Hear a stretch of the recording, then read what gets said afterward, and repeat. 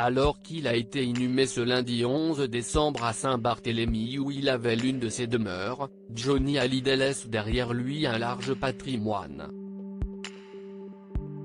Tout au long de sa carrière et malgré un mode de vie très luxueux, le chanteur n'a cessé d'accumuler des biens d'une grande valeur. Son patrimoine s'élèverait en effet à 100 millions d'euros selon nos confrères de BFM. Quels sont ses héritiers et que vont-ils toucher? Les héritiers de Johnny Hallyday sont sa dernière épouse Laetitia et ses 4 enfants David, Laura, Jade et Joy.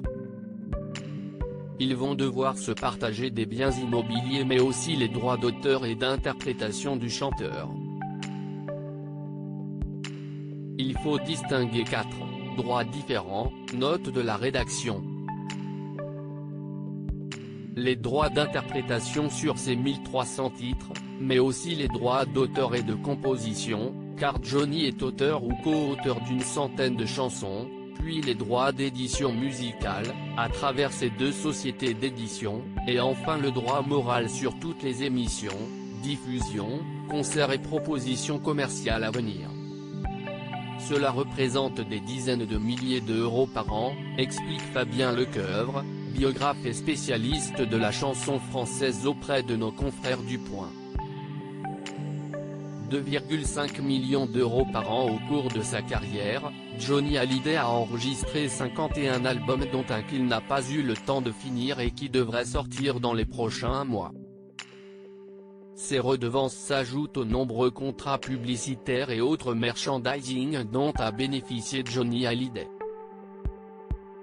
Sa maison de disques a déclaré avoir versé à l'artiste 46,8 millions d'euros depuis 1985.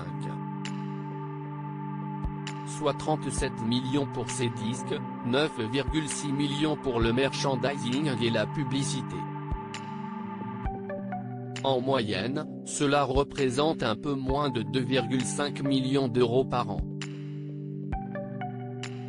Son patrimoine est aussi largement composé de biens immobiliers d'un grand luxe. Johnny Hallyday était propriétaire de 4 demeures. L'artiste possédait une villa à Marne-la-Coquette où il a décidé de mourir. Il avait aussi un chalet nommé Jade dans la station de ski très prisée de Gstaad en Suisse d'une valeur de 3 millions d'euros.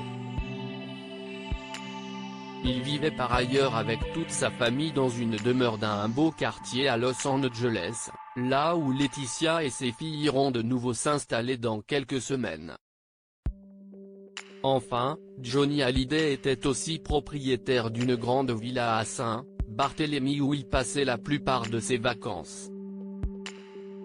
Là-bas face à la mer, au bord de la piscine, le chanteur se reposait, dans l'espoir de guérir du cancer qu'il combattait depuis plusieurs mois. C'est sur l'île de Saint-Barthélemy qu'il a décidé d'être inhumé, endroit paradisiaque où il avait tant de souvenirs.